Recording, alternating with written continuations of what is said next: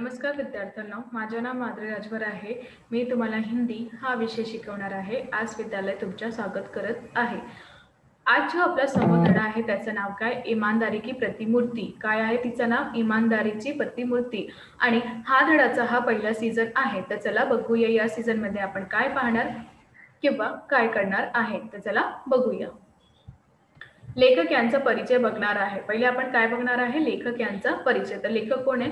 सुनील शास्त्री। कोण आहे? सुनील शास्त्री। तर चला बघूया यांचा परिचय। बघा, जन्म 1950। परिचय, सुनील शास्त्री भारत के द्वितीय प्रधानमंत्री लाल बहादुर शास्त्री के पुत्र हैं। सुनील शास्त्री हे जे आहे भारतचे द्वितीय प्रधानमंत्री लाल बहादुर शास्त्री यांचे पुत्र आहेत। कवि और लेखक भी है आणि हे एक कवि आणि लेखक पण आहे। आपका कविता संगीत और सामाजिक कार्यों में विशेष लगाव है। तुमचं जे कविता आहे त्याबद्दल संगीत किंवा सामाजिक कार्य यातून खूपच विशेष प्रसिद्ध किंवा विशेष लगाव आहे। सामाजिक आर्थिक बदलाव पर अपने विचारों को आप पत्र पत्रिकाओं में व्यक्त करते हुए हैं। आणि जे सामाजिक किंवा आर्थिक या बदलावातून आपले जे विचार आहेत त्यातून त्यांना पत्र किंवा पत्रिकाबद्दल व्यक्त करून जात आहे। यांची प्रमुख कृतियां लाल बहादुर शास्त्री, मेरे बापूजी, इस पुस्तक का अंग्रेजी अनुवाद भी हुआ। आता आपण पाहणार आहे गद्य संबंधित। तर चला बघूया। प्रस्तुत संस्मरण में लेखक ने स्वयं लाल बहादुर शास्त्री जी की ईमानदारी, सादगी, सरलता, सच्चाई, पर दुख, कातरता आदि गुणों को बड़े अच्छे ढंग से उजागर किया है। तर इथे तुम्ही गद्य संबंधी बद्दल पाहणार आहे की कशाप्रमाणे यांच्या जे प्रस्तुत संस्मरण या लेखकने स्वयं लाल बहादुर शास्त्री यांचा ईमानदारी, सादगी, सरलता, सच्चाई अजून पर दुःख, कातरता आदी गुणांचा हा खूपच व्यवस्थित रंगातून उजागर केलेले आहेत। कळतं की नाही तुम्हाला? हो, तर चला अजून बघूया। बघा, आता तुमच्या धड्याची सुरुवात आपण करत आहे। बघा, हमने जीवन में, यहाँ इथे मैं परत सांगत आहे, हमने अपने जीवन में बाबूजी के रहते अभाव नहीं देखा। आम्ही आपल्या जीवनात बाबूजी यांचा राहणारा अभाव नाही पाहिले। उनके न रहने के बाद जो कुछ मुझ पर बीता है, यांचा नाही रहण्याबद्दल आमच्यावर जे बीतलेला आहे वो एक दूसरी तरह का अभाव था, है एक दूसरा ही अभाव होता कि मुझे बैंक की नौकरी करनी पड़ी, कि मला बैंकाची नौकरी आम्ही बैंकाची नौकरी हा करू लागले। लेकिन उससे पूर्व बापूजी के रहते में जब जन्मा था तब वे उत्तर प्रदेश के पुलिस मंत्री थे। आणि इथे म्हणाले की जेव्हा आमचे बाबूजी होते आणि जेव्हा माझा जन्म झालेला होता त्यावेळी माझे जे वडील आहेत ते एक गृहमंत्री होते। कोणते मंत्री होते? गृहमंत्री, ज्यांना आपण पुलिस मंत्री असंही म्हणतात। ते कोण होते? परत सांगते मी, बघा। लेकिन जब उससे पूर्व बाबूजी के रहते में जब जन्मा था तो वे उत्तर प्रदेश के पुलिस मंत्री थे। आणि जेव्हा त्यांचे वडील जिवंत होता त्याबद्दल त्यांचा जो जन्म झाला होता ते त्यांचे वडील उत्तर प्रदेश यांचे पुलिस मंत्री होते। उस समय गृह मंत्री को पुलिस मंत्री कहा जाता था। त्यावेळी गृह मंत्रीला पुलिस मंत्री असंही म्हणते होते।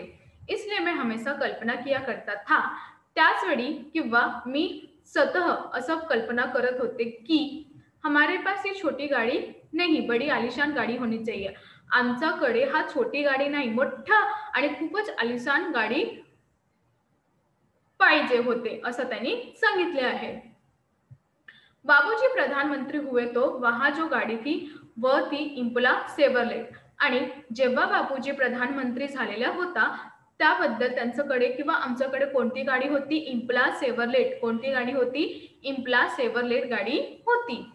उसे देख देखकर बड़ा जी करता की मौका मिले उसे चलाऊं। आणि त्याला बघून मला असं खूपच विचार होता की मनात असं होता की मला जेव्हा पण असा मौका भेटणार तेव्हा मी ती गाडी चालवणार आहे। काय चालवणार आहे? ती गाडी चालवणार आहे। प्रधानमंत्री का लड़का था, मी प्रधानमंत्रीचा मुला होता। कोई मामूली बात नहीं, कोणतीही मामूली बात नहीं होती। सोचते विचारते कल्पना की उड़ान भरते, एक दिन मौका मिल ही गया। हा मी विचार करत होता, सतत हा विचार करत होता किंवा कल्पना करत होता पण आणि मी उडून जाणार आहे असा, पण एक दिवस आला आणि त्या मौका मला भेटला। धीरे धीरे हिम्मत भी खुल गई आणि हळूहळू माझी हिम्मत पण निघळली। ऑर्डर देने की, कोणती ऑर्डर देण्याची। हमने बाबूजी के निजी सचिव से कहा, आम्ही जे बाबूजीचे निजी सचिव होता त्यांना म्हणाले, सहाय साहब जरा ड्राइवर से कहिए, काय म्हणाले, सहाय साहब जरा जरा ड्राइवर से तुम्ही कहा, इम्पला लेकर रेजिडेंस की तरफ आ जाए। काय म्हणाले होते बघा, नीटप्रमाणे ऐकून घ्या की सहाय साहब तुम्ही ड्रायव्हरला सांगा की इम्पला घेऊन रेजिडेंस या तर्फे या, असं त्यांनी सांगितले। तुम्हाला कळत आहे की नाही? हो, तर चला अजून बघूया। इथे तुम्ही बघणार 2 मिनट में गाड़ी आकर दरवाजे पर लग गई। 2 मिनिटात गाड़ी आली आणि दरवाजा समोर उभी राहिली।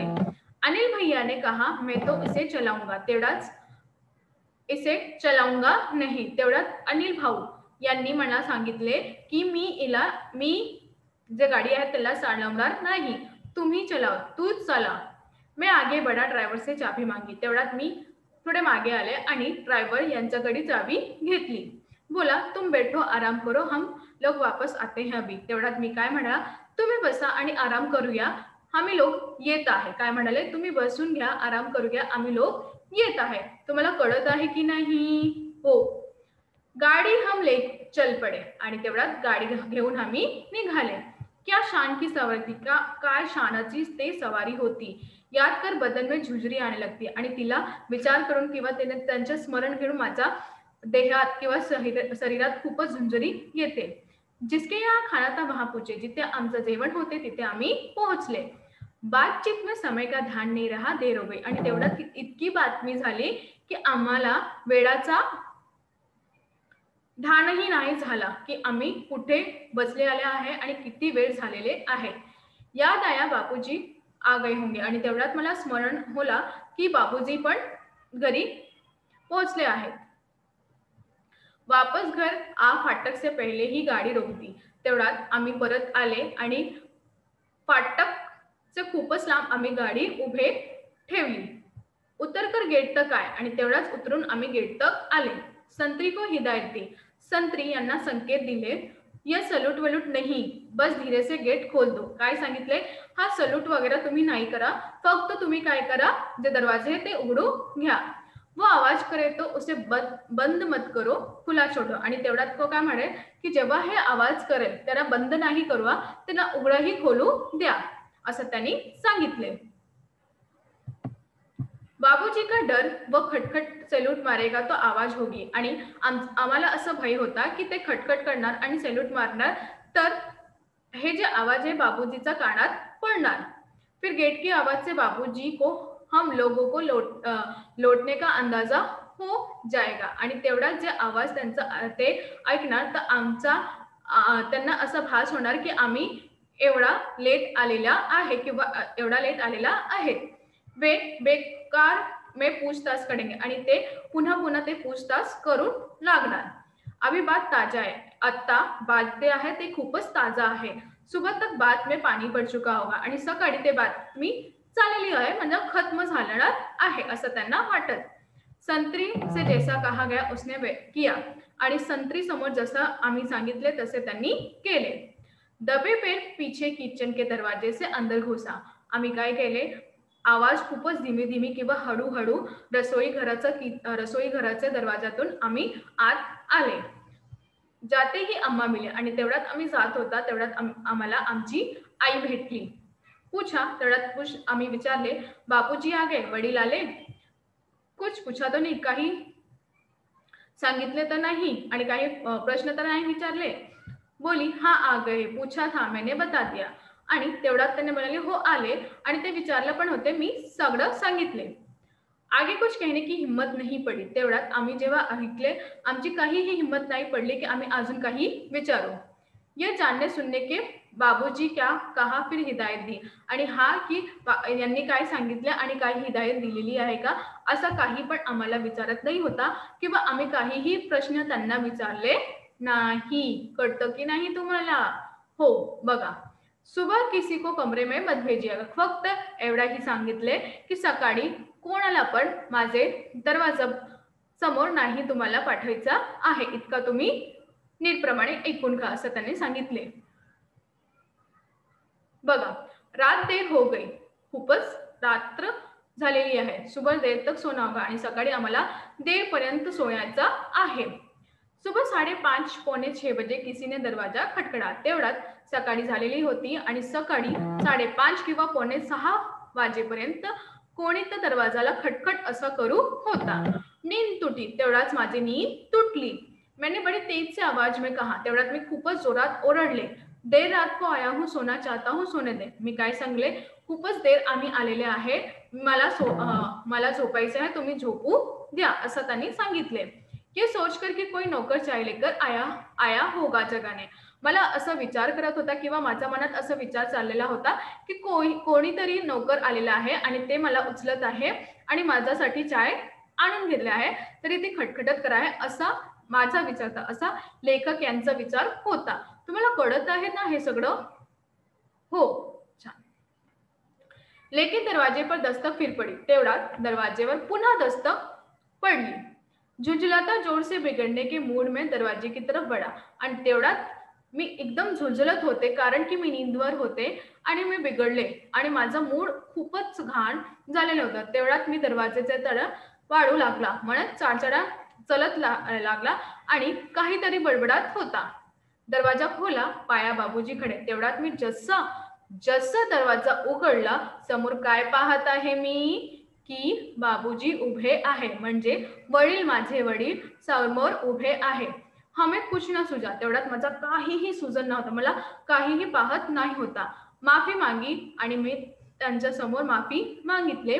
बेध्याने मैं बात कह गया हूँ. आणि काय सांगितले बेध्याने, म्हणजे काहीही विचारून मी तुम्हाला सांगितले आहे. वे बोले कोई बात नहीं. तेवढ्यात त्यांनी सांगितले काहीही नाही. त्याने काही सांगितले नाही आणि म्हणाले आओ आओ. तेवढ्यात तर काय म्हणाले, ये या. हम लोग साथ साथ चाय पीते हैं. आणि काय म्हणाले, या आम्ही सगळं मिळून चाय पिणार आहे. तर याबद्दल तुम्ही पाहणार की इथे कशाप्रमाणे ते त्यांच्या समोर आलेला आणि काय प्रमाणे कुठे चालत होता किंवा काय करत होता, याबद्दल असं त्यांना वाटत होते की चाय घेऊन कोणताही नोकर आलेला आहे. पण नोकर होतं का? नाही. कोण होते? त्यांचे वडील होते.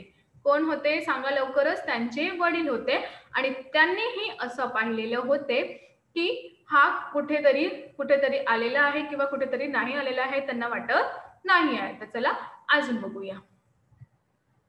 तर आज आम्ही काय शिकलो? आज आम्ही हे शिकलो की तुमचे वडील किंवा तुमची आई कोणत्याही पदावर आहे, सरकारचे कोणत्याही पदावर आहे, तुम्ही त्यांचा गैरसमज नाही करायचा आणि त्यांचं ते सगळं जे कार्य आहे, ते जसं गाडी कोणताही कार्य ते त्यांना भेटलेले आहे, त्यांचा उपयोग तुम्ही नाही करू शकता, ते करू शकता. कारण की त्यांच्यासाठी हे सगळं हवे आहे, तुमच्यासाठी नाही. तुमचा यश किंवा आरामासाठी नाही आहे. हे नाही आहे की तुम्ही तुमचा वडील हे सगळं आहे. जसं नगरसेवक जे पण आहे, तुमचा इथे कोणी पण आहे, तर त्यांचा मुलगा तुम्हाला ध्यास नाही करू शकता.